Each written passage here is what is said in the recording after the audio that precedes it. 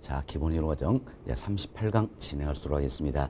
여러분 교재 311페이지를 보세요. 311페이지 보시면 1번 챕터 평균선 결정법이다 소개되고 있죠. 자, 이는 의사결정되는 하나의 통계적 기법이다라는 겁니다. 그래서 평균선 결정법 의 정도는 지난 시간에 저희들이 설명을 드렸어요. 그렇지만 간략하게 한 번 더 살펴보고 말씀을 좀 드리도록 하겠습니다. 자, 여기 보세요. 자, 평균 분산 결정법이다라는 게 있습니다. 자, 처음 평균 분산 결정법 이 자체도 의사결정 내리는 하나의 기법이 되겠는데, 자, 평균 분산 결정법 여기서는 수익률의 확률 분포가 어때? 정규 분포한다 이렇게 가정하는 겁니다. 그러나 뭐 정규 분포한다 크게 신경 쓸 필요는 없는 겁니다. 여튼 수익률의 확률포를 정규보다 가정하고 여튼 평균으로부터 기대 수익률 구한다라는 겁니다.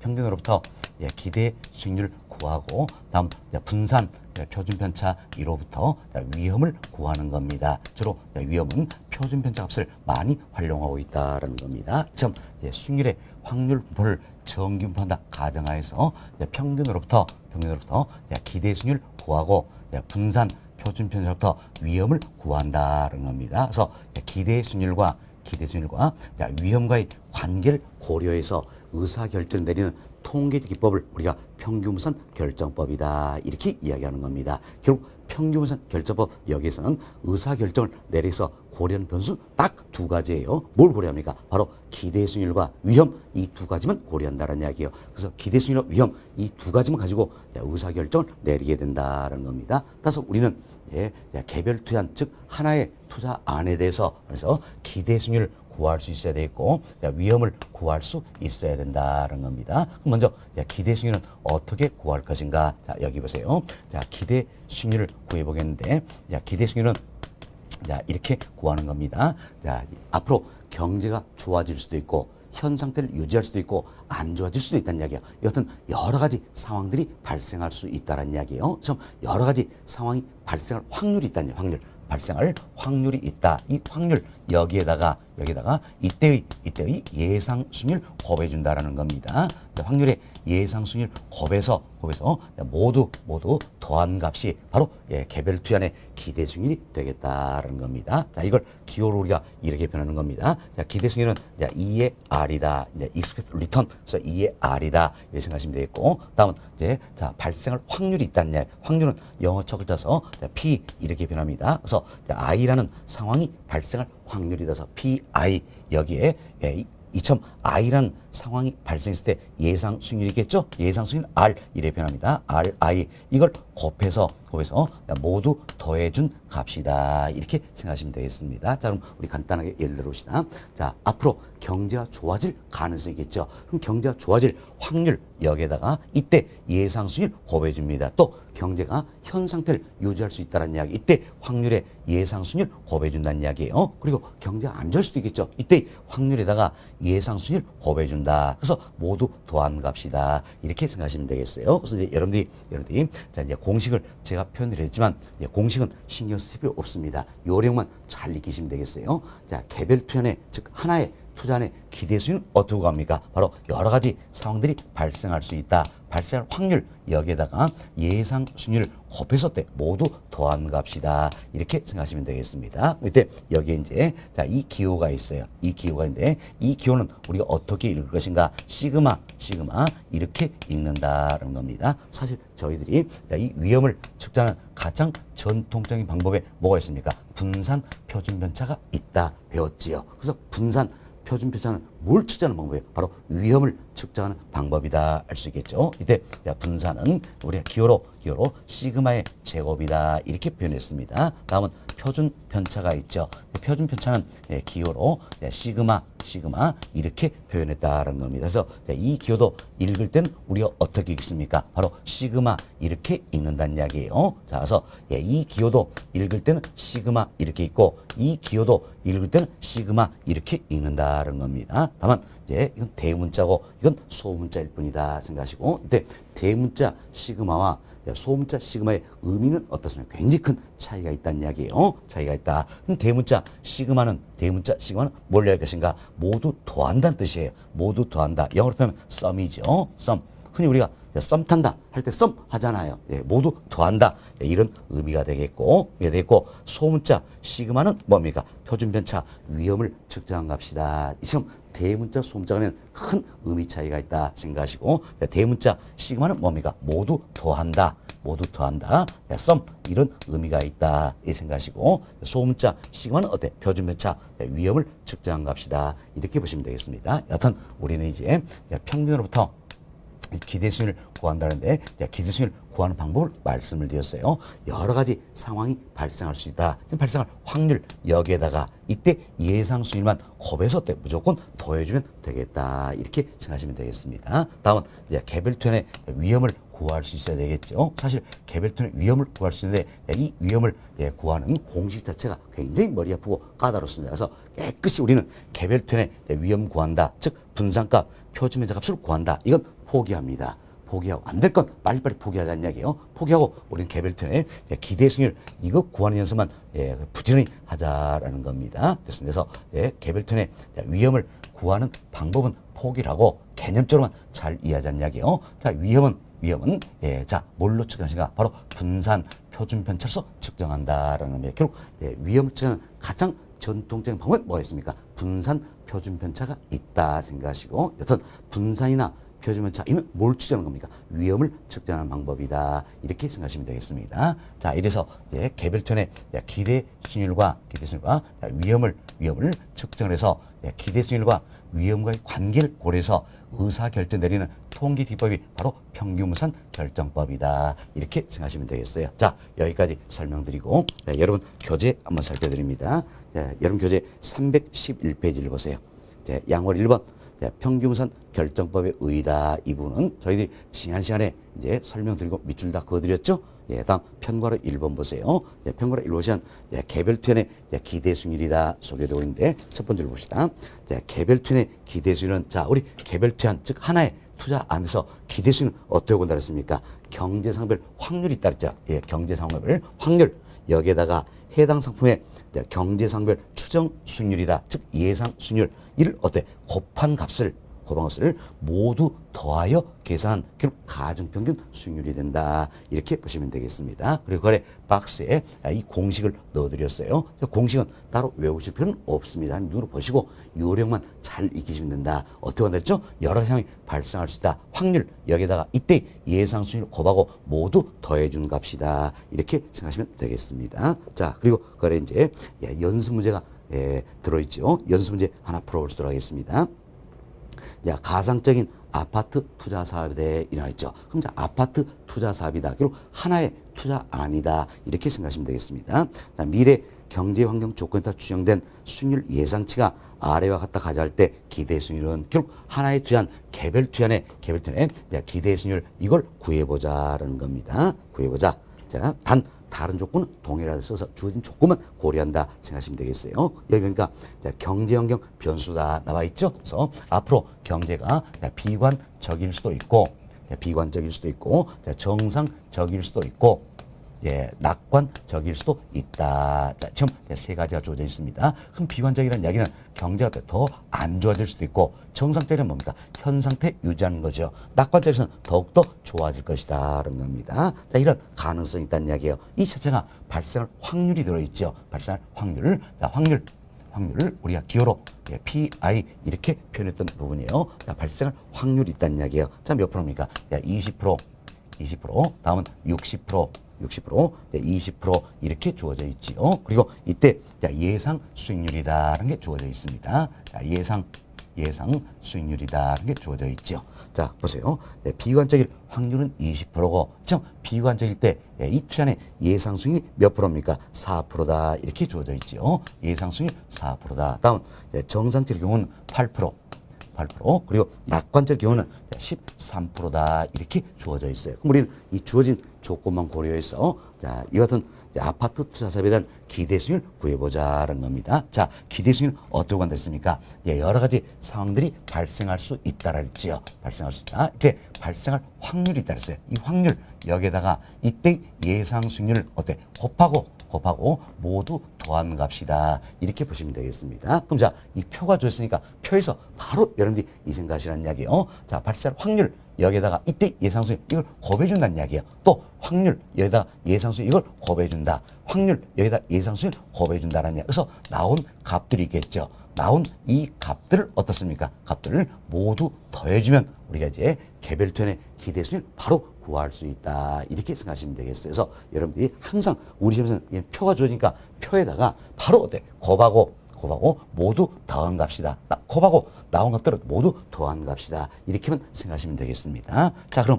우리는 이제 조금 더 쉽게 풀어보기 위해서 좀 시간을 좀 줄여서 메모리 기능을 활용하자는 겁니다. 그래서 저희들이 메모리 기능 활용하는 연습을 한번 해보았습니다. 저희들이 시장론에서 정보의 현재 가치다. 이걸 구하는 과정에서 메모리 기능 활용하는 연습을 해보았다는 겁니다. 하지만 아마 또 이제 많이 잊어버리셨을 거예요. 그래서 간단하게 말씀을 드립니다. 우리가 메모리 기능 활용할 때는 항상 본인도 모르는 사이에 이 계산기에 계산기에 내장이 될 수가 있다는 이야기. 그럼 오류가 생기겠죠. 그래서 항상 메모리 기능 활용할 때는 뭡니까? MC 이걸 누르자 그랬죠. 또는 뭐 이제 MRC 이렇게 돼 있는 부분이 있을 겁니다. MC나 MRC 이걸 무조건 누르고 출발하자 그랬어요. 누르고 출발해서 계산하고 어때?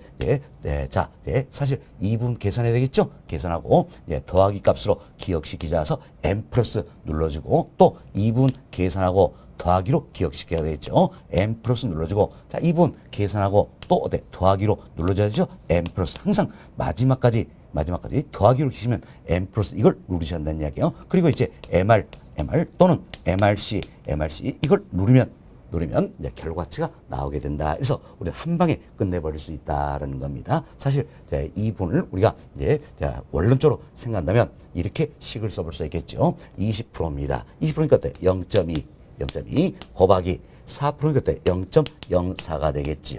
0.4 이거 계산하고 다음 60%니까 0.6이 되겠죠. 곱하기 자 8%니까 어때? 0.08이 되겠죠. 이거 계산하고 다음 20%죠. 0.2 곱하기 13%니까 0.13이 되겠죠. 자, 이렇게 계산해서 이걸 어때? 모두 더해준다는 이야기예요. 더해주면 결과치가 나오겠지요. 그래서 어떤지 이 부분 계산해서 여기에 적어놓고 또 이 부분 계산해서 여기에 적어놓고 이 부분 계산해서 여기에 적어놓고 그래서 어때? 이 적은 값을 전부 다 더해주면 결과치 나온다. 일반적으로 이렇게 계산을 많이 할 거란 이야기예요.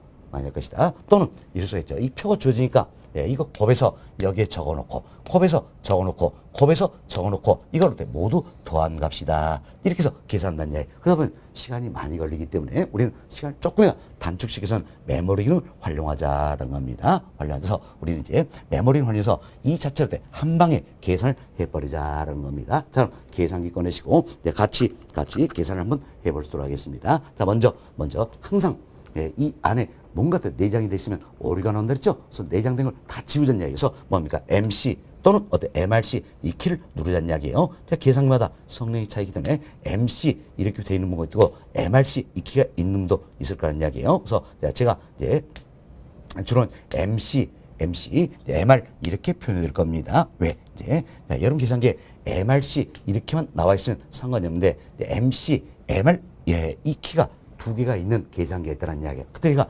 MRC 누르면 뭘 누를지 모르기 때문에 MC, MR 이렇게 표현됩니다. 표현되면 여러분 계산기 혹시 MRC 이 키가 있으면 이걸 어떻게 그냥 누르시면 되는 겁니다. 자, 그럼 MC 몇 번 눌러버리세요.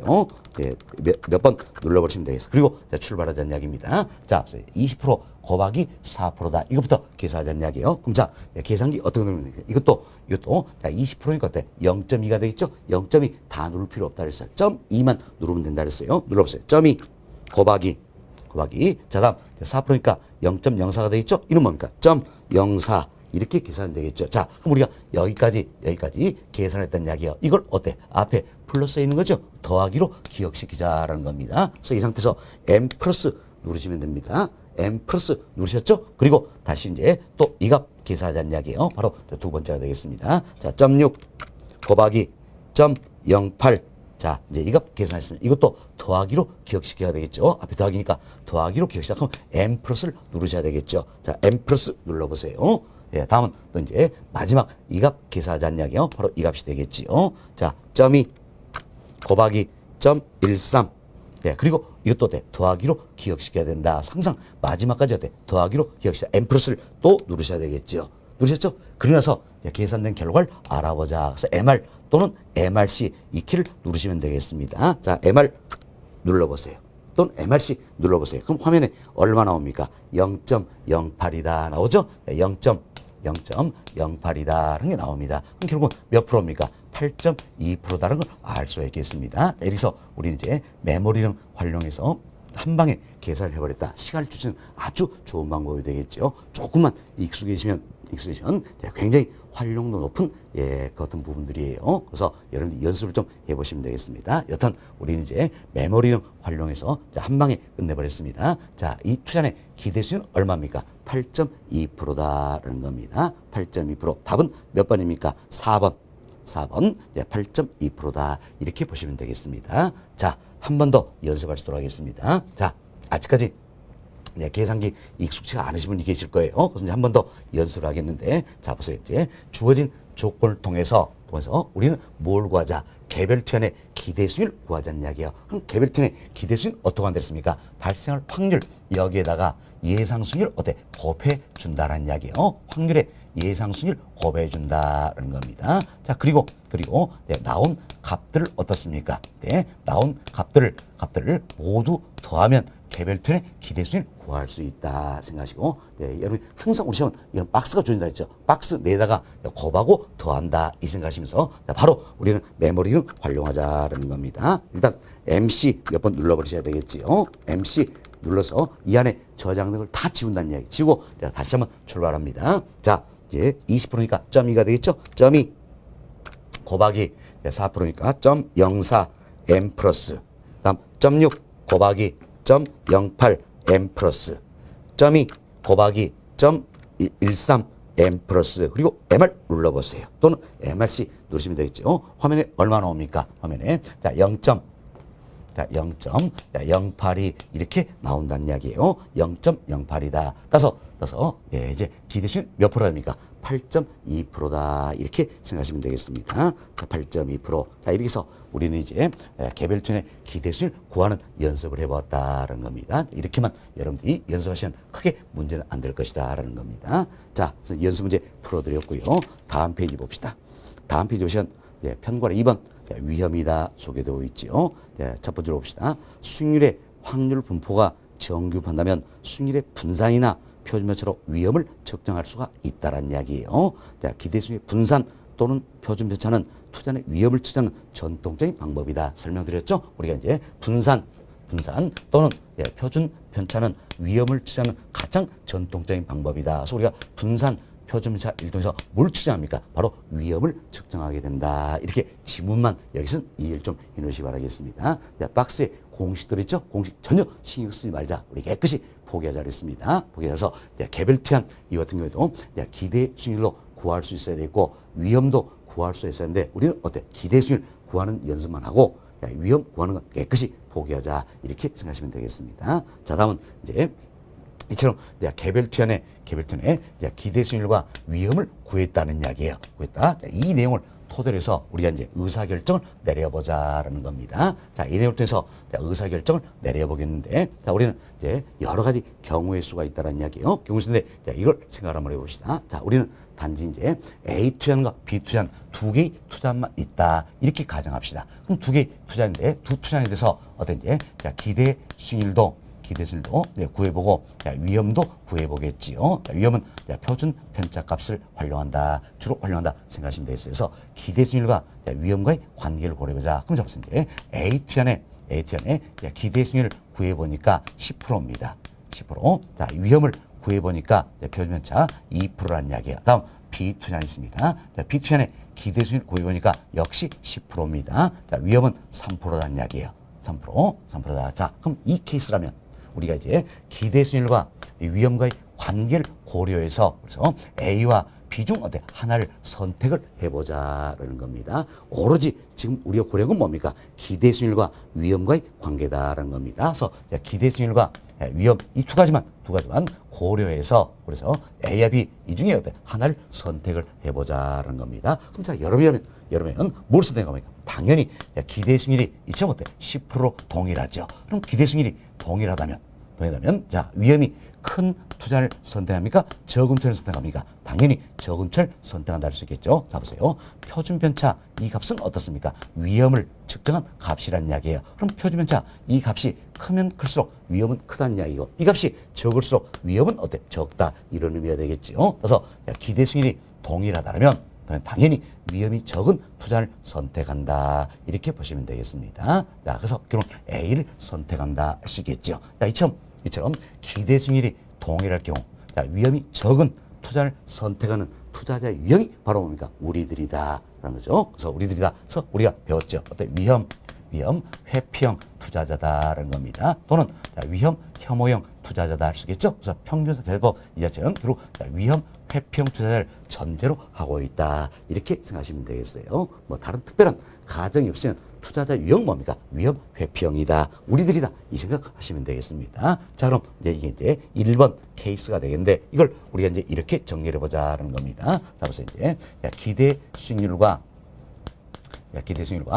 위험과의 관계를 고려한다는 이야기예요. 위험은 표준편차 값이다. 그런데 이때 이 케이스를 보니까 A와 B 투자의 기대 수익률이 같다는 이야기예요. 그렇죠? 기대 수익률이 같다는 이야기예요. 같은데 A 투자니 B 투자에 비해서 위험이 어때? 더 적더라라는 겁니다. 자, 그럼 당연히 우리가 뭘 선택합니까? 바로 A를 선택한다. 이야기 되죠? A를 선택하면 이때 우리는 이런 표현을 쓰겠죠. 자, 자, 기대 수익률이 동일하다면 자, 위험이 적은 A 투자니 자, 위험이 큰 B 투자를 어때? 지배한다. 이런 표현을 쓰겠네요. 지배한다. 결국 A와 B 둘 중에 이 사례 보니까 지배하는 투자안이 있고 지배 당하는 투자안이 있다는 이야기예요. 자, 뭐가 뭘 지배합니까?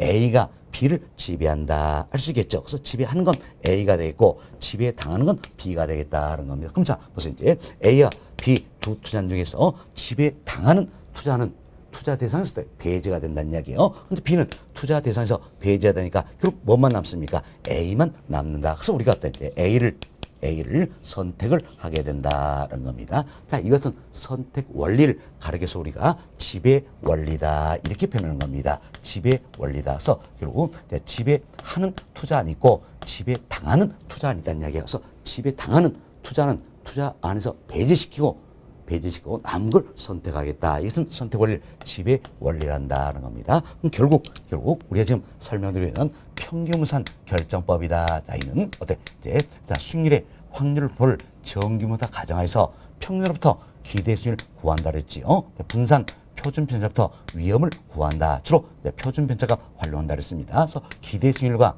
위험과의 관계를 고려해서 지배 원리에 입각해서 의사 결정을 내리는 통계적 기법이다 설명할 수 있겠죠. 그래서 흔히 평균무산 결정법을 지배 원리다 표현하기도 하고 평균무산 지배 원리다 이렇게 표현하기도 한다는 걸 참고하시면 되겠습니다. 자, 그래서 우리는 이제 1번 케이스를 설명을 드렸습니다. 자, 다음은 또 이제 이와 같은 경우가 있다는 이야기예요. 자, A 투자안과 B 투자안인데 이제 A 투자안, B 투자안의 기대 수익률과 위험을 구해보니까 A 투자안과 B 투자안의 위험이 2%로 같다는 이야기야. 같지만 기대 수익이 다른 경우가 있겠다. 그죠? A 투자안의 기대 수익 예를 들어서 20%고요. B 투자안의 기대 수익률은 10%라는 이야기야. 그럼 자, 이와 같은 가정하에서 그래서 우리가 기대 수익률과 위험과의 관계를 고려해서 이때 A와 B 중에 어때? 하나를 선택을 해보자라는 겁니다. 그럼 자, 여러분 A와 B 중 뭘 선택할까요? 당연히 A를 선택하겠죠. 뭐 때문입니까? 자, 이처럼 위험이 동일하다는 이야기야. 그럼 위험이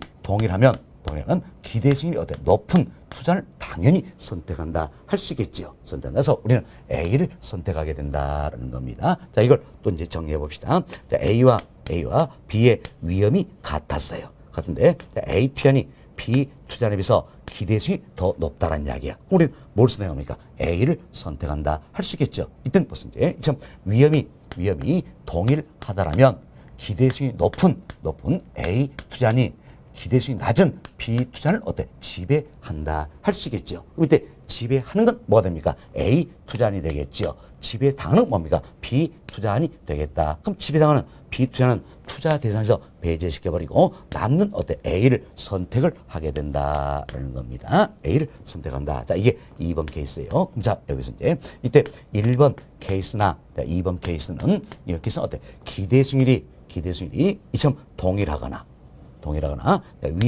위험이 동일한 경우였다 할 수 있겠죠. 그래서 기대수익률이 동일하면 위험이 어때 적은 투자를 선택을 했고 위험이 동일하다면 기대수익이 어때 높은 투자를 선택했다는 겁니다. 결국 지배당하는 건 배제시켜버리고 남은 어때 하나를 선택할 수 있다. 결국 1번, 2번 케이스는 지배 원리가 어때 적용이 된다는 이야기예요. 그래서 지배 원리에 입각해서 지배당을 배제시키고 지배하는 투자는 어때 하나 있죠. 이걸 어때 선택할 수 있다. 결국 1번, 2번 이 케이스는 지배 원리가 적용이 되기 때문에 A와 B 둘 중에 어때 어느 하나를 선택할 수 있어요, 없어요? 있다. 이렇게 보시면 되겠습니다. 자, 다음은 이제 기대수익률도 다르고 위험도 다른 경우다라는 건데, 자, 우리 또 이렇게 가정을 해봅시다. A 투자한 B 투자안이 있어요. 그런데 이제 자 A 투자안의 기대수익률은 20%입니다. 그리고 B 투자안의 기대수익률은 10%예요.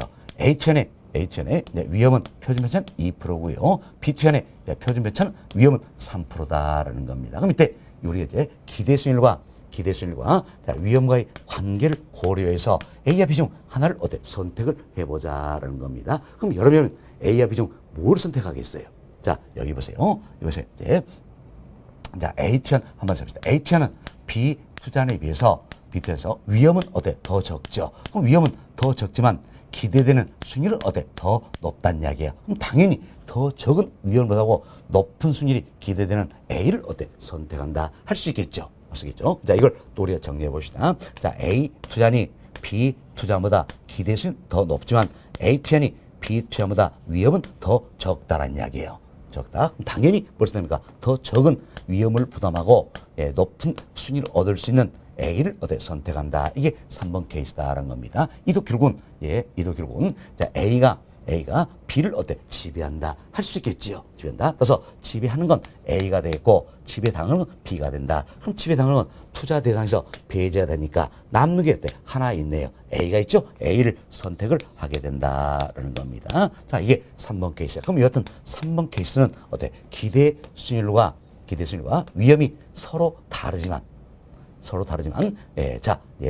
지배원리가 적용이 됩니까? 안 됩니까? 됐죠? 지배원리가 적용이 되니까 지배당하는 걸 투자 안에서 배제시키고 남는 걸 어때? 선택을 하게 된다는 겁니다. 결국 여기는 1번, 2번, 3번 이 케이스는 어때? 지배원리가 적용이 되는 경우다. 그래서 지배당하는 걸 투자 안에서 배제시키고 남는 걸 어때? 선택을 할 수가 있다. 결국 1, 2, 3번 이 케이스는 A와 B 중에 지배 원리가 있어 어느 하나를 어때 선택할 수가 있다는 이야기예요. 그래서 지배 원리가 적용이 된다는 겁니다. 다음은 또 이제 우리가 이 케이스를 한번 살펴봅시다. A 투자한 B 투자인데 A 투자의 기대 수익은 20%예요. B 투자의 기대 수익은 10%다. A 투자의 표준 매차 위험은 3%고요. B 투자의 위험은 2%다라는 겁니다. 자, 그럼 이 경우를 잘 보세요. 이 잘 보면 A 투자과 B 투자의 기대 수익도 다르고 위험도 다르다는 이야기예요. 다른데 A 투자니 B 투자보다 기대 수익도 더 높고요. 위험도 더 크다는 이야기예요. 더 크다. 그럼 이때는 기대 수익률과 위험과의 관계를 고려해서 그래서 어느 하나를 선택을 해볼 수 있을까 없을까요? 없지요. 왜? 선택 기준이 없다는 이야기예요. 자, 우리 지금까지 얘기했듯이 기대 수익이 동일하다면 위험이 적은 투자를 선택하겠죠. 위험이 동일하면 기대 수익이 높은 투자를 선택하겠지요. 다음 어느 투자니 위험은 더 적지만 자 기대 수익이 더 높다면 당연히 이 투자를 선택을 하겠죠. 자, 더 적은 위험 부담에서 높은 수익을 얻을 수 있기 때문에 선택을 한다는 이야기예요. 그러나 이 케이스를 보니까 자, 이 A라는 이 투자니 B라는 투자에 비해서 기대 수익도 높고 위험도 더 크다는 이야기예요. 그럼 이때는 기대 수익과 위험의 이 관계를 통해서 하나를 선택해 볼 수 있어요, 없어요? 없다는 이야기. 선택 기준이 없다는 이야기예요. 선택 기준이 없다. 결국은 이 케이스는 어떻습니까? 케이스는 자 서로를 지배할 수가 없다라는 이야기예요. 자, 정리해 봅시다. 네 번째 케이스인데 A 투자니 B 투자보다 기대 수익도 더 높고 A 투자니 B 투자보다 위험도 더 크다는 이야기예요. 그럼 이때는 자 기대 수익과 위험 이것만 고려했을 때 어느 하나를 선택할 수 있다 없다? 없다. 선택 기준이 없다는 이야기예요. 그럼 결국은 선택 기준이 없다는 이야기는 뭡니까? 지배 당하는 게 있어요 없어요? 없죠. 지배 당하는 게 없다라는 이야기예요. 그럼 지배 당하는 게 없다는 이야기는 모두가 어때? 지배한다 할 수 있겠죠. A, B 모두가 지배한다라는 겁니다. 그럼 결국은 A와 B 둘 중에서 지배 당하는 게 없기 때문에 투자 안으로서 배제시킬 게 있어요 없어요? 없다라는 이야기예요. 그래서 A, B 모두가 지배해야 되고 결국은 A와 B 둘 중에 어때? 둘 중에 하나를 선택할 수 있어요 없어요? 없다라는 게 문제점이 된다라는 겁니다. 따라서 4번 이 케이스는 지배 원리가 적용이 됩니까 안 됩니까? 안 되는 거죠. 그럼 지배 원리가 적용되지 않기 때문에 지배 당하는 게 없다는 이야기예요. 그래서 자 배제시킬 게 없겠죠. 어느 하나를 선택할 수 없다는 문제점이 있다라는 겁니다. 그래서 자 우리가 네 가지 케이스를 살펴봤어요. 케이스 살펴봤는데 여기는 1, 2, 3번 이 케이스는 어떻습니까? 지배 원리가 적용이 된다는 이야기예요. 된다. 그래서 지배 당하는 걸 배제시키고 나머지 하나를 우리가 선택을 할 수가 있었죠. 그렇지만 네 번째 이 케이스만큼은 지배 원리가 적용이 된다는 안 된다는 이야기예요. 안 된다. 어떤 경우입니까? 어느 하나의 투자안이 다른 투자안에 비해서 기대수도 높고 위험도 큰 경우다라는 이야기예요. 이때는 지배 원리가에서 어느 하나를 선택할 수 없게 된다. 사실 지배 원리가 있을 때 지배 당하는 게 없다라는 이야기예요. 그럼 투자에서 배제시킬 게 없기 때문에 모두가 어때? 지배를 충족을 하게 된다라는 겁니다. 따라서 이 중에 하나를 선택할 수 있어요 없어요? 없다라는 겁니다. 바로 이 부분이 평균상 결정법 지배 원리의 문제점, 즉 한계점이 된다. 이렇게 보시면 되겠어요. 자, 이와 같은 평균산 결정법에 문제점이 있더라라는 겁니다. 자, 이걸 극복하기 위한 대안으로서 또 여러 가지가 등장한다는 겁니다. 자, 먼저 변동계수는 있습니다. 변동계수를 활용한 방법도 있고, 다음은 위험 회피 성향을 고려하는 방법도 있고, 다음은 포트폴리오 이론도 나오게 된다. 이렇게 보시면 되겠습니다. 자, 다시 보세요. 평균상 결정법, 즉 지배 원리가 있을 때, 하나의 투자안이 다른 투자안보다 기대 수준이 높고 위험도 크다면 서로를 지배할 수 있다 없다? 없다. 지배 원리가 적용되지 않는다는 이야기예요. 따라서 지배 당하는 게 없기 때문에 투자 대상에서 배제되는 게 없다라는 이야기예요. 결국 모두가 지배하게 된다. 따라서 투자 대상에서 배제되는 게 없기 때문에 둘 중 하나를 선택할 수 있다 없다? 없다라는 얘기가 없다. 이 같은 문제점이 있다라는 이야기예요. 이 같은 문제점이 있을 때 이때 결국은 우리가 이제 A와 B 둘 중에 하나를 선택해야 되는데 지배 원리 간다면 하나를 선택할 수 있어요 없어요? 없다라는 얘기 없다. 이 같은 문제점이 따라서 이제 지배 원리 가면 하나를 선택할 수 없겠지만 하나를 선택하기 위해서 또 다른 방법들이 나오게 된다. 그게 바로 뭡니까? 변동계수를 활용하는 방법도 있고, 위험 회피 성향을 고려하는 방법도 있고, 포트폴리오 이론도 나오게 되었다. 이렇게 보시면 되겠습니다. 자, 여기에 대한 구체적인 내용들은 저희들이 심화 이론 과정에서 다루게 될 내용들이에요. 다룬다 생각하시면 먼저 흐름만 잘 정리하세요. 자, 지배 원리에 있을 때 어느 한 투자안이 다른 투자에 비해서 기대수는 높고 위험도 크다면 서로를 지배할 수가 없다. 어느 하나를 선택할 수 없다는 문제점이 있더라. 이 문제점을 극복해서 어느 하나를 선택해서 새로운 기법들이 나오게 됐다. 그게 바로 뭡니까? 변동기술을 활용한다. 위험 회피성을 그런다. 포트폴리오 이론들이다 할 수 있습니다. 결국 포트폴리오 이론이다. 그럼 뭐 때문에 왔습니까? 바로 평균상 결정법, 즉 지배 원리의 한계점이 있다. 이걸 극복하기 위한 대안으로 등장되었다라는 겁니다. 그래서 우리가 포트폴리오를 학습에 앞서서 먼저 때 평균상 결정법 2부를 이야기했던 것이다. 이렇게 생각하시면 되겠습니다. 여튼 전 흐름을 잘 생각하셔야 됩니다. 평균상 결정법 여기에 한계점이 있더라. 이걸 극복하기 위한 대안으로 나오게 된 게 바로 뭡니까? 포트폴리오 이론이다. 이렇게 생각하시면 되겠어요. 자, 간혹 모의고사에서 이런 질문이 나옵니다. 자, 포트폴리오 이론의 한계점을 극복하기 위한 대안으로 평균분산 결정법이 등장되었다. OX. X 잘못된 거지요. 자, 흐름을 잘 생각하셨어요. 평균분산 결정법, 즉 지배 원리의 한계점이더라. 이걸 극복하기 위한 대안으로 나오게 된 게 바로 뭡니까? 포트폴리오 이론이다. 이렇게 생각하시면 되겠습니다. 됐습니다. 자, 여기까지 말씀을 드리고 여러분 교재 살펴드립니다. 자, 312페이지 하단 보세요. 하단 보시면 평균 3번 지배 원리다 소개되고 있죠. 지배 원리란 위험 회피형 투자를 전제하여 수익과 위험을 분석하는 방법이다. 자, 결국은 우리 여기서 설명했처럼 지배 원리다. 이건 뭡니까? 위험 회피형 투자를 전제한다는 이야기예요. 전제해서 결국 수익과 위험을 분석하는 방법이다. 이렇게 생각하시면 되겠습니다. 동그라미 1번 보세요.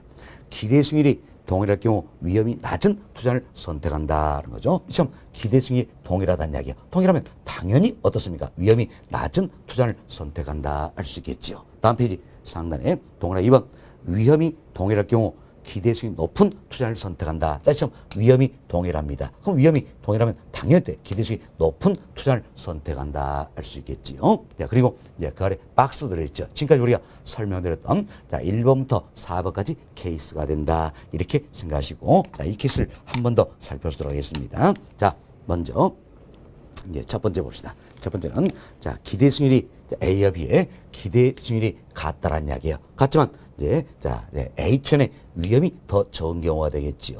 적은 경우다. 그럼 이때는 당연히 기대 수익이 동일하면 자, 위험이 적은 어떻습니까? A가 B를 지배한다 할 수 있겠지요. 그래서 지배당하는 건 B는 투자 대상에서 배제시키고 남는 A를 선택을 하게 된다라는 겁니다. 다음 그 옆에 건 보세요. 보시면 이제 자, A2이 B2에서 기대 수익은 높다는 이야기예요. 그렇지만 A와 B의 위험이 같다라는 이야기예요. 좀 위험이 같다라면 기대 수익이 높은 투자니 어떻습니까? 낮은 투자를 지배한다. 그래서 이때 이제 A가 B를 지배한다 할 수 있겠죠. 그럼 지배당하는 건 투자 안에서 배제되고 남는 A를 선택을 하게 된다라는 겁니다. 다음 그 옆에 건 보세요.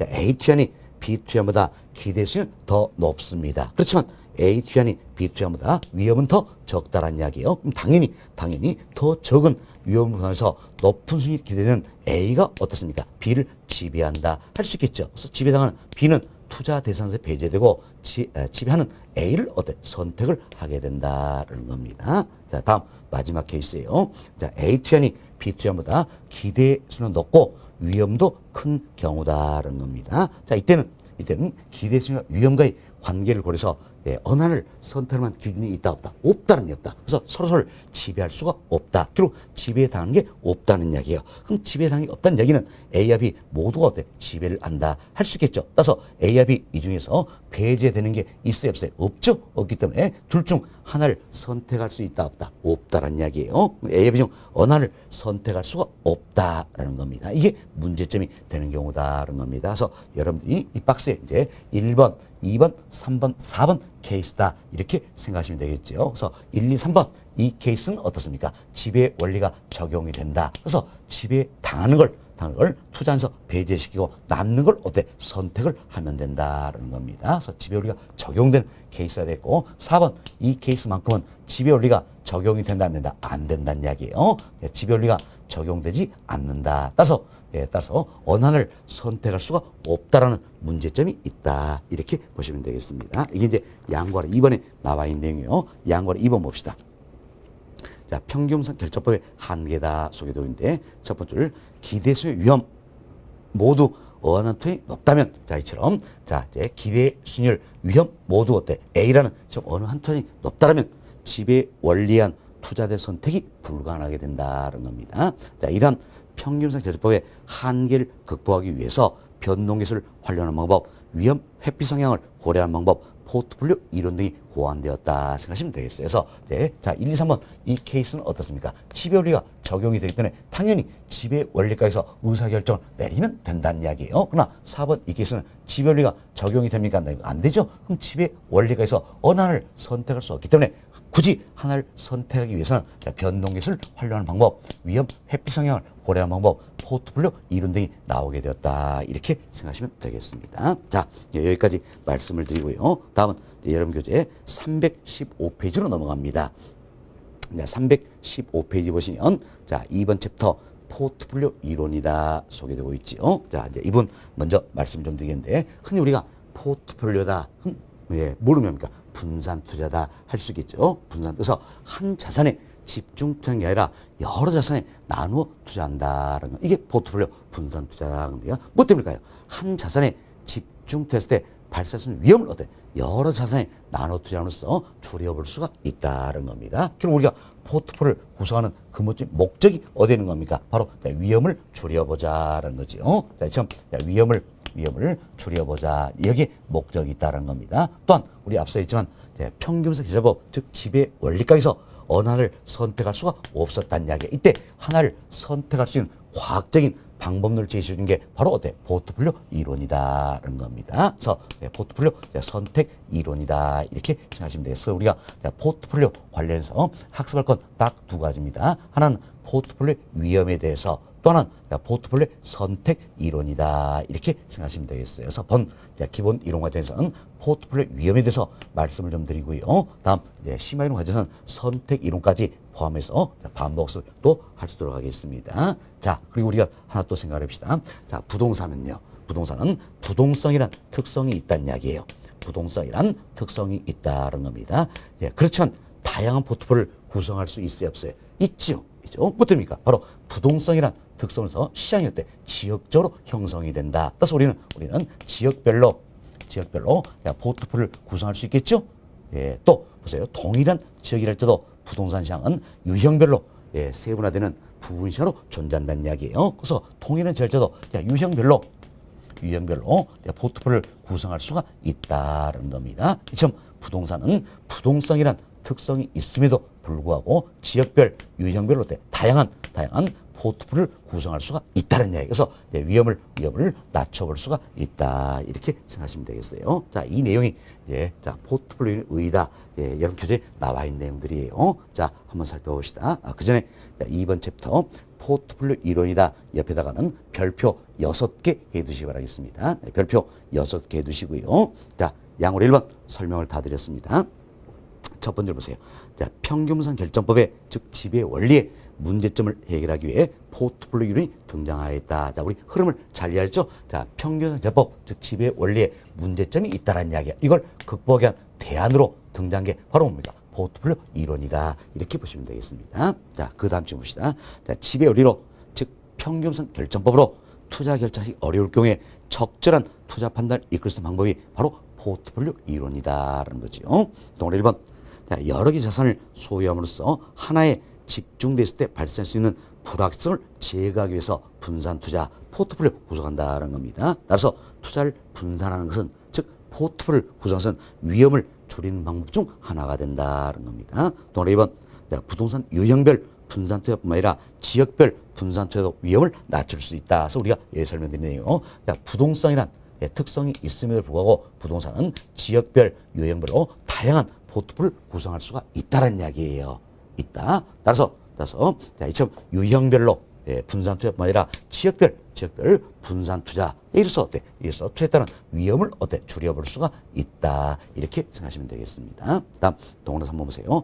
포트폴리오 관리란 투자 대안이 가지고 있는 위험과 수익을 분석하여 불필요한 위험을 제거한다는 이야기예요. 앞으로 배우셔야 되겠지만 불필요한 위험은 비체계적 위험이라는 게 있어요. 이걸 제거하고 최선의 결과를 얻을 수 있는 포트폴리오를 선택하는 것이다. 또 4번 포트폴리오는 수많은 포트폴리오 중에서 개별 투자자의 위험수에 적합한 최적의 포트폴리오를 선택하는 과학적인 방법론을 제시해주고 있다는 건데 이게 그런 뭡니까? 포트폴리오 선택 이론이다라는 겁니다. 처음 우리 이제 포트폴리오 관련해서는 두 가지를 다루게 된다. 하나는 위험, 또 하나는 선택 이론이다 생각하시고 본 기본에 관해서는 위험 중심으로 설명을 드립니다. 자, 그럼 이제 여기까지서 우리 교재도 다 살펴드렸고요. 다음은 포트폴리오 위험에 대해서 이야기를 좀 드리도록 하겠습니다. 자, 포트폴리오 위험에는 크게 두 가지가 있다는 겁니다. 하나는 체계적 위험이라는 게 있어요. 체계적 위험이라는 게 있고 또 하나는 비체계적 위험이다라는 게 있습니다.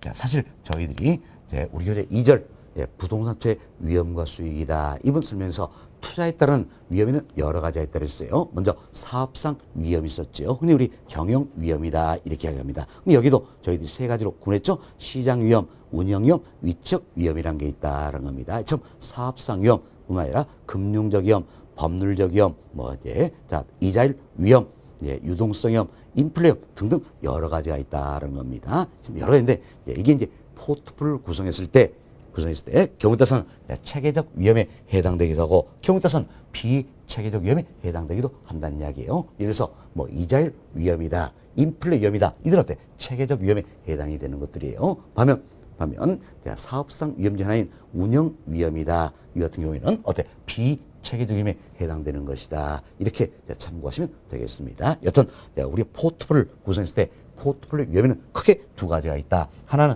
체계적 위험이라는 게 있고 또 하나는 비체계적 위험이라는 게 있다는 겁니다. 이 둘을 더해준 게 바로 뭡니까? 포트폴리오의 총 위험이다. 이렇게 생각하시면 되겠어요. 그래서 포트폴리오의 총 위험은 어떻게 구성됩니까? 바로 체계적 위험과 비체계적 위험의 합으로 구성이 된다. 이렇게 생각하시면 되겠습니다. 그때 우리 이제 체계적 위험, 비체계적 위험에서 용어 정리를 좀 하시면 되겠는데 우리가 이런 생각을 해봅시다. 특정한 하나의 사건이 발생한다는 이야기야. 참 특정한 하나의 사건이 발생했을 때 경우에 따라서는 어떠세요? 모든 부동산에 즉 시장 전반적으로 영향을 미칠 수도 있겠지만 경우에 따라서는 어때? 특정 부동산에만 영향을 미칠 수도 있다는 겁니다. 이걸 가지고 구별하면 아주 쉽게 구별이 될 겁니다. 자, 그럼 우리가 예를 한번 들어보자는 이야기예요. 그런데 자, 부동산 경기가 어때? 경기가 아주 안 좋다는 이야기예요. 지금 부동산 경기가 안 좋다는 이야기. 그럼 경기가 안 좋으면 당연히 어떻습니까? 부동산의 가격은 어때? 하락한다. 할 수 있겠죠. 부동산 가격은 하락한다는 겁니다. 그럼 이때 보세요. 자, 부동산 경기가 안 좋다면 자, 부동산 가격은 하락한다는 이야기예요. 하락한데 자, 부동산 가격이 자, 시장 전반적으로 하락할까요? 특정 부동산만 하락할까요? 그렇죠. 시장 전반적으로 하락한다는 겁니다. 하락한다. 이처럼 특정한 하나의 사건이 봤을 때 시장 전반적으로 즉 모든 부동산에 영향을 미치는 위험이 있다라는 겁니다. 이걸 가려서 우리가 뭡니까? 체계적 위험이다. 이렇게 표현하는 겁니다. 다음 또 이런 예를 한번 들어봅시다. 자, 대출 금리가 상승합니다. 그럼 대출 금리가 상승하면 자, 이자 비용 부담이 많이 들겠죠? 이러면서 부동산 수요는 어때? 감소한다 할 수 있겠죠. 부동산의 수요는 감소한다는 이야기. 그럼 참 대출 금리가 상승했다. 이게 또 특정한 하나의 사건이 되는 거죠. 앞서 얘기한 경기가 안 좋다. 이게 특정한 하나의 사건이지요. 마찬가지로 대출 금리가 상승했다. 특정한 하나의 사건이라는 이야기예요. 이로해서 그래서 부동산의 수요는 감소한데 이때 잘 생각하세요. 대출 금리가 상승했을 때, 즉 이자율이 상승했을 때 수요는 감소한다는 이야기야. 그럼 시장 전반적으로 수요가 감소할까요? 특정 부동산만 수요가 감소할까요? 그렇죠. 시장 전반적으로 수요가 감소한다 알 수 있겠지요. 자, 이처럼 부동산 경기가 안 좋아서 부동산 가격이 하락한다는 이야기예요. 이때도 시장 전반적으로 모든 부동산에 영향을 미친다 알 수 있겠죠. 또 대출 금리가 상승한다. 이래서 부동산의 수요가 감소한다는 이도 어때? 시장 전반적으로 모든 부동산에 영향을 미친다 할 수 있겠죠. 점 특정한 하나의 사건이 발생했을 때 시장 전반적으로 즉 모든 부동산에 영향을 미치는 걸 우리가 체계적 위험이다 이렇게 이야기하는 겁니다. 점 체계적 위험은 시장 전반적으로 모든 부동산에 영향을 미치기 때문에 흔히 우리가 했던 시장 위험이다 이렇게도 표현하는 겁니다. 자, 그럼 보세요. 시장 전반적으로 즉 모든 부동산에 영향을 미친다는 이야기예요. 따라서 섞거나 봐야 위험을 줄여볼 수 있다 없다? 없다라는 겁니다. 왜? 다 영향을 받기 때문에 섞거나 봐야 위험을 줄여볼 수가 없다. 그래서 흔히 우리의 체계적 위험은 피할 수 없는 위험이다 이렇게 표현하는 겁니다. 피할 수 없는 위험이다. 즉 분산 불가능 위험이다. 아무리 분산 투자를 할지도 피할 수 없다. 분산 불가능 위험이다라는 겁니다. 이처럼 포트폴리오 구성에도 즉 분산 투자를 할 때도 피할 수 없는 위험이 되기 때문에 이 체계적 위험에 대해서는 어떻습니까? 보상이 따르게 된다. 결국 위험에 대한 보상이 따르게 된다. 이렇게 보시면 되겠습니다. 자, 그럼 우리가 이를 통해서 이 생각을 해봅시다. 체계적 위험이 커지면 클수록 자 보세요. 자, 체계적 자, 위험이 커지면 커질수록 그래서 이렇게 커지는 위험에 대한 추가적인 보상이 따르게 된다는 이야기예요. 그러니까 위험에 대한 보상 이게 결국 뭡니까? 자, 위험에 대한 대가가 위험 할증률이다 할 수 있겠죠. 그럼 체계적 위험이 증가하면 증가할수록 이 증가하는 위험에 대한 추가적인 보상이 따르게 된다는 겁니다. 그래서 투자자의 위험 할증률이 상승하겠죠. 그럼 위험 할증률이 상승하면 당연히 투자자의 요구 수익률은 상승하게 된다라는 겁니다. 자, 여기 보세요. 저희들이 배웠지만 투자자의 요구 수익률은 어떻게 결정이 됩니까? 자, 여기 보세요. 투자자의 요구 수익률은 무위험 이자율 그리고 위험 할증률 예상되는 인플레 보상의 합으로 결정이 된다 그랬어요. 이때 무위험률 이 자체는 뭡니까? 오로지 시가에 대한 대가 보상이 되어 있고 위험 할증률 이분이 위험에 대한 대가 보상이 된다는 겁니다. 그럼 저것은 이제 이처럼 체계적 위험이 커지면 클수록 커진 위험에 대한 추가적인 보상이 따른다는 이야기예요. 그럼 위험에 대한 대가, 위험에 대한 보상이 바로 뭐가 됩니까? 위험 할증률이다 할 수 있겠죠. 그래서 체계적 위험이 커지면 클수록 위험 할증률이 어떻습니까? 높아진다는 이야기. 그럼 자, 당연히 위험 할증률이 높아지면 어떻습니까? 더해져 값이니까 요구 수익은 상승한다 할 수 있겠지요. 그래서 투자자의 요구 수익은 상승을 하게 된다는 겁니다. 결국 우리 인을 보니까 체계적 위험이 증가하면 증가할수록 투자자의 요구 수익은 상승한다는 거죠. 따라서 체계적 위험과 요구 수익 사이는 어떤 관계가 있습니까? 비례 관계에 있다는 겁니다. 비례 관계. 이렇게 해서 우리는 뭐라 표현합니까? 위험 수익의 상쇄 관계다 이렇게 표현하죠.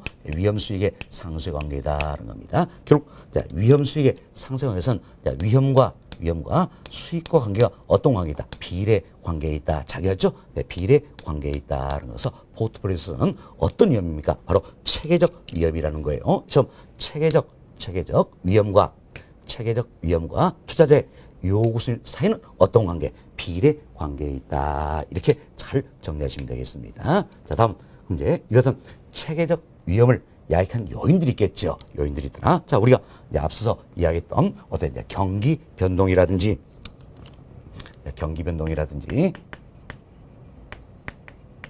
다음은 이제 이자율 변동, 다음 인플레이션 뭐 등등이 체계적 위험을 야기하는 요인이다. 자, 이들은 시장 전반적으로 영향을 미치는 부분들이 있지요. 그래서 체계적 위험을 야기하는 요인들이다. 이렇게 생각하시면 되겠습니다. 자, 다음은 또 이제 우리가 이런 예를 한번 들어봅시다. 자, 이제 여기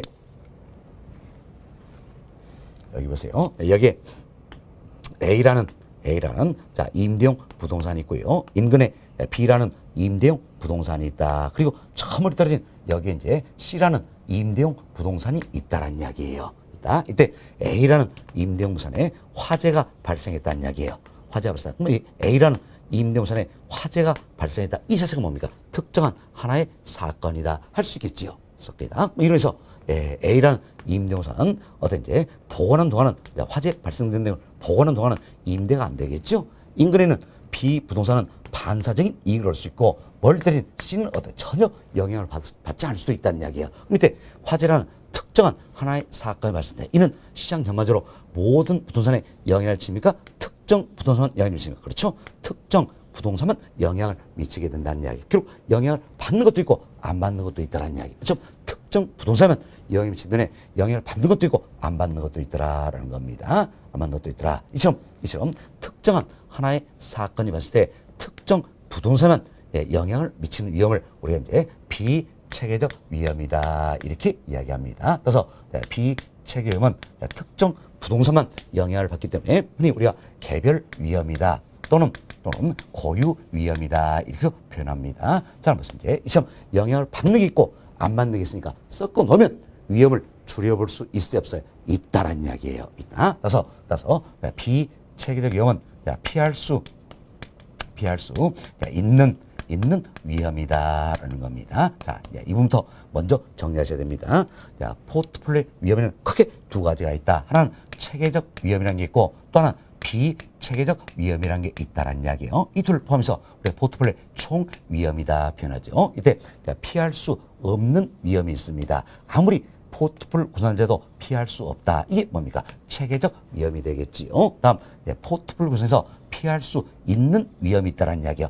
피할 수 있는 위험은 뭡니까? 비체계적 위험이다. 그럼 우리는 포트폴리오 구성에서 위험을 줄여볼 수가 있어요. 이때 결국 줄일 수 있는 위험은 뭡니까? 비체계적 위험이다.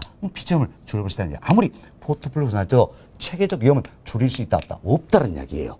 줄일 수 있는 건 뭡니까? 비체계적 위험이다라는 겁니다. 그러니까 비체계점을 줄일 수 있다. 그럼 자, 비체계점이 줄어드니까 당연히 포트폴리오의 총 위험도 어때? 줄어든다 할 수 있겠죠. 잘 기억하셔야 됩니다. 아무리 포트폴리오 구성한다 할지라도 체계적 위험은 피할 수 있다 없다? 없다. 줄일 수가 없다는 이야기예요. 줄일 수 있는 건 뭡니까? 비체계적 위험이다라는 겁니다.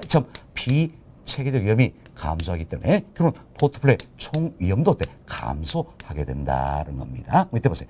포트폴리오 총 위험이 감소하는 건 뭐 때문입니까? 체계적 위험이 감소하기 때문입니까? 아니란 이야기예요. 체계적 위험은 줄일 수 없다 그랬죠? 뭡니까? 비체계적 위험이 감소하기 때문이다. 이렇게 보시면 되겠어요. 다시 한번 해보세요. 포트폴리오의 총 위험이 감소한 결국 뭐 때문입니까? 비체계적 위험이 감소하기 때문이다라는 겁니다. 이처럼 포트폴리오의 총 위험은 감소하겠지만 일정 수준 이하로는 절대 줄어들지 않는다는 이야기. 뭐 때문일까요? 바로 체계적 위험이라는 게 있기 때문이다. 이렇게 보시면 되겠습니다. 여튼 잘 기억하셔야 됩니다. 피할 수 없는 위험은 뭡니까? 체계적 위험. 피할 수 있는 위험은 뭡니까? 비체계적 위험이다라는 겁니다. 그래서 비체계적 위험은 피할 수 있는 위험에서 어떤 분산 가능 위험이다. 이렇게 표현하는 겁니다. 분산 가능 위험이다. 자, 지금 비체계적 위험은 피할 수 있는 위험이라는 이야기예요. 포트폴리오 구성에서 제거할 수 있다는 이야기예요. 따라서 비체계적 위험에 대해서는 보상을 해주고 안 해주고 안 해준다는 이야기예요. 그래서 비체계적 위험에 대해서는 보상이 따르지 않는다. 이렇게 보시면 되겠습니다. 따라서 여보세요. 이제 비체계적 위험이 위험이 증가한다 할지라도 이 증가는 위험에 대한 추가적인 보상이 있다 없다? 없다는 이야기예요.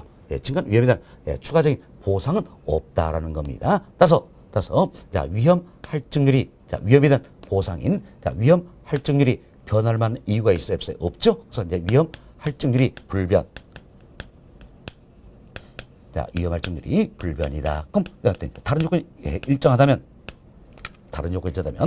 요구 수율도 변할 만한 이유가 없다는 이야기예요. 그래서 요구 수율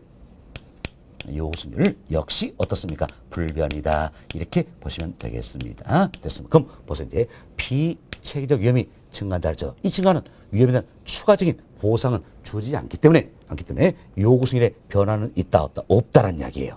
없다. 따라서 비체계적 위험과 요구 수율 사이에는 비례 관계가 있다. 할 수 있어요 없어요? 없지요. 없죠. 결국 포트폴리오에서 위험 수익의 상수의 관계다. 이때 위험은 뭘 이야기합니까? 바로 체계적 위험을 의미하는 것이지 비체계적 이걸 의미하는 건 아니란 이야기예요. 바로 포트폴리오에서 위험 수익의 상수 관계다. 이때 위험은 체계적 위험을 의미하는 것이다. 그래서 체계적 위험과 투자자의 요구 수익 사이는 어떤 관계입니까? 비례 관계에 있다. 이걸 의미하는 것이다. 그래서 포트폴리오에서 잘 기억하셔야 됩니다. 아주 어려운 내용이에요.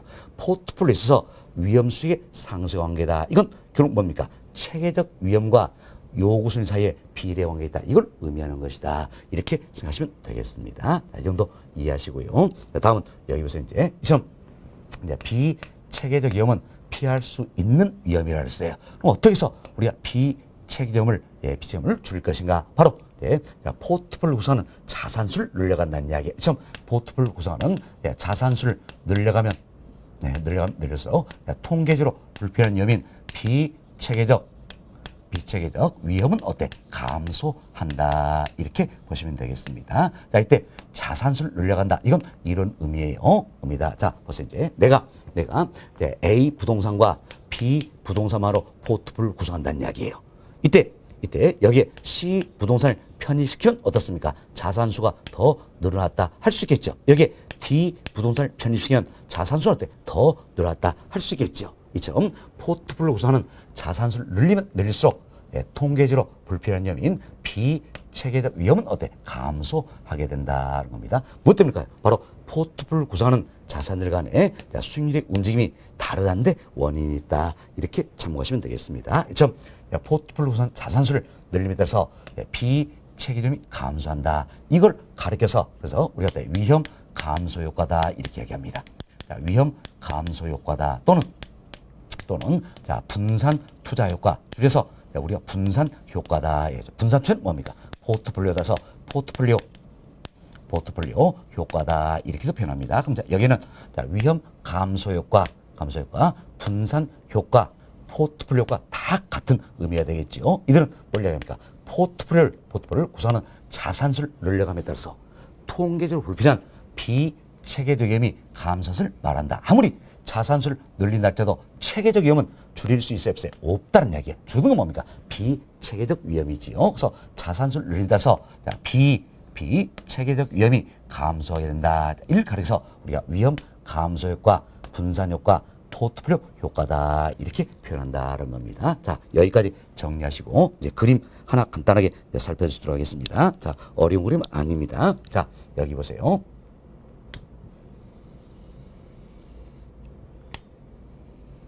자, 여기 보시면 Y축은 포트폴리오의 총 위험입니다. 총 위험이고 X축은 포트폴리오를 구성하는 자산수란 이야기예요. 그렇죠? 포트폴리오를 구성하는 자산수를 늘려감에 따라서 그래서 포트폴리오의 총 위험은 어때? 감소한다는 이야기. 처음엔 급격히 줄지만 서서히 완만하게 감소한다. 이렇게 보시면 되겠습니다. 그럼 이때 이 크기가 있네요. 이때 이 크기가 바로 뭘 이야기합니까?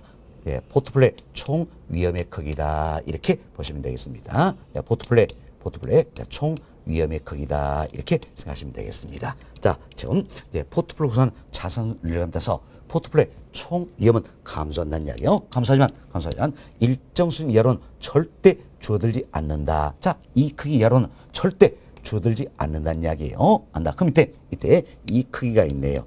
이 크기. 자, 이 크기가 결국은 뭘 이야기할까요? 바로 체계적 위험의 크기다. 아무리 포트폴리오 구성도 체계적 위험은 줄일 수 있다 없다? 없다라는 이야기. 이 크기가 바로 이제 체계적 위험의 크기가 되겠고, 다음은 여기 보세요. 이제 이 크기가 있네요.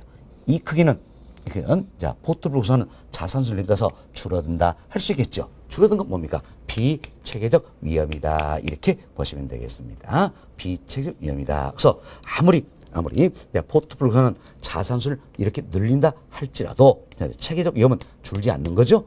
줄어든 건 뭡니까? 비체계적 위험이다. 참 비체계적 위험이 줄어들기 때문에 포트폴리오의 총 위험도 어때? 감소하게 되는 것이다. 이렇게 생각하시면 되겠습니다. 됐습니다. 자, 여기까지 이제 정리하면 될 것 같아요. 여러분 교재 간단히 살펴보도록 하겠습니다. 자, 여러분 교재 봅시다. 교재 보시면 자, 315페이지예요. 315페이지 하단 봅시다. 양으로 2번. 포트폴리오의 총 위험이다. 그죠? 박스 보세요. 자, 포트폴리오의 총 위험은 어떻게 구성됩니까? 바로 체계적 위험과 비체계적 위험의 합이다라는 걸 알 수 있겠지요. 다음 페이지 봅시다. 다음 페이지는 평월 1번. 자, 첫 번째 보세요. 특정한 하나의 사건이 발생한 경우 모든 부동산에 영향을 미치는 위험으로서 피할 수 없는 위험이다. 참 모든 부동산에 영향을 미치는 시장 전반적으로 영향을 미치는 피할 수 없는 위험이다. 이게 바로 뭡니까? 체계적 위험이다 할 수 있겠지요. 이를 시장 위험, 분산 불가능 위험이라도 한다는 겁니다. 동그라미 2번. 자, 경기 변동, 인플레이션 심화, 이자율 변화 등 시장의 힘에 의해 야기된 위험으로 자, 어때요? 우리 체계적 위험을 야기한 요인들 들었죠? 네, 경기 변동, 이자율 변동, 인플레이션 심하다. 이들은 어떻습니까? 모든 부분에 시장 전반적으로 영향을 미친 요인들이다 할 수 있겠죠. 이들은 어떻습니까? 체계적 위험이니까 피할 수 없는 위험이다. 이렇게 보시면 되겠습니다. 동그라미 2번. 분산 투자도 감소시킬 수 없는 위험이지요. 그래서 위험에 따른 보상이 어때? 주어진다. 보상이 요구된다는 겁니다. 그래서 동그라미 3번. 체계적 위험이 클수록 요구수는 상승. 2점. 체계적 위험이 크면 클수록 어떻습니까? 투자자의 요구 수익은 상승하게 된다는 거 설명드렸지요. 그래서 자, 위험 수익의 상수의 관계란다. 그래서 포트폴리오에서 위험 수익 상승을 이때 위험은 뭘 얘기한다? 체계적 위험을 의미한다 그랬습니다. 그래서 체계적 위험과 요구 수익 사이는 어떤 관계? 비례 관계에 있다. 이렇게 보시면 되겠습니다. 자, 평가원의 2번 봅시다. 첫 번째를 특정한 하나의 사건이 발생할 경우 특정 부동산에만 영향을 미친 위험으로서 예, 자, 특정 부동산 영향을 미친다. 이게 뭡니까? 비체계적 위험이죠. 예, 뒤집으면 피할 수 있는 위험이다. 결국 피할 수 있는 위험 뭡니까? 비체계적 위험이다라는 겁니다. 이를 개별 위험, 고유 위험, 분산 가능 위험이다라고도 하죠. 또 1번 개별적인 부동산의 특성으로부터 야기된 위험으로 피할 수 있는 위험이다라는 겁니다. 또 2번 투자 대상을 다양화하여 분산 투자, 즉 포트폴리오 구성으로서 비체계적 위험을 줄일 수 있다. 자, 아무리 포트폴리오 구성돼도 체계적 위험은 줄일 수 있다 없다? 없다는 이야기예요. 그렇지만 비체계적 위험은 줄일 수 있다. 이렇게 보시면 되겠습니다. 또 3번 포트폴리오 구성하는 자산수가 많으면 많을수록 불필요한 위험인, 자, 이때 불필요한 위험은 뭡니까? 비체계적 위험, 이걸 이야기하는 겁니다. 그래서 불필요한 위험인 비체계적 위험은 통계적으로 감소한다는 겁니다. 그래서 우리 여기서 있죠. 자산수를 늘려가면서 따라서 불필요한 위험인 비체계적 위험은 감소하게 된다는 겁니다. 자, 그리고 그 아래 박스 그림이 들어있죠. 그림 다 설명드렸습니다. 자, 이 크기가 뭡니까? 포트폴리오의 총 위험이다 할 수 있겠죠. 포트폴리오의 총 위험은 구성하는 자산수를 늘려감에 따라서 감소하게 된다. 무엇 때문에 감소합니까? 바로 비체계적 위험이 감소하기 때문이다 할 수 있겠죠. 아무리 포트폴리오 상태에도 체계적 위험은 줄어들지 않는다는 이야기예요. 뭐가 줄어드는 겁니까? 비체계적 위험이 줄어든다. 지금 비체계적 위험이 줄어들기 때문에 포트폴리오의 총 위험도 구성 자산수를 늘릴수록 감소하게 된다. 이렇게 이해하시면 되겠습니다. 그래서 우리 교재 이 크기가 총 위험이고 절대 줄어들지 않는 이 크기가 바로 뭡니까? 체계적 위험이고 줄을 수 있는 이 크기가 비체계적 위험이다. 이렇게 지금 소개되어 있는 겁니다. 간단히 이해하시면 되겠어요. 그리고 양고를 3번 봅시다. 양고 3번. 자, 첫 번째로 보세요. 포트폴리오 편입 때는 투자수를 늘리면 늘릴수록 비체계적이 감소할 것을 자, 이처럼 자, 자산수를 늘릴수록 비체계적 위험이 감소한다는 이야기예요. 이걸 해서 우리가 위험 감소 효과 또는 분산 투자 효과, 줄여서 분산 효과, 포트폴리오 효과란다는 겁니다. 그래서 위험 감소 효과, 분산 효과, 포트폴리오가 다 같은 말이 그랬죠? 뭘 이야기합니까? 포트폴리오 구성하는 자산수를 늘림에 따라서 자, 비체계적 위험이 감소할 것을 말한다. 아무리 자산수를 늘리다 해도 체계적 위험은 줄지 않는다 그랬어요. 주는 건 뭡니까? 비체계적 위험이다 생각하시면 되겠습니다. 그 다음 쯤 봅시다. 자, 이는 포트폴리오에 포함되는 자산들의 수익률의 움직임이 다르다. 여기 기인하고 있다. 이렇게 보시면 되겠어요. 자, 여기까지 설명드린 내용 우리 교재 통해서 한 번 더 반복습을 해드렸습니다. 그래서 이제 우리 교재 3절 포트폴리오 이론이다. 이 부분은 기본 이론에서는 여기까지 이야기 드리고 나머지 부분들은 저희 심화이론 과정에서 정리할 내용들이다. 이렇게 생각하시면 되겠어요. 그래서 3절 다 맞춰드렸고 다음 시간에는 여러분 교재 321페이지입니다. 4절 화폐 시장가치 2분 설명하도록 하겠습니다.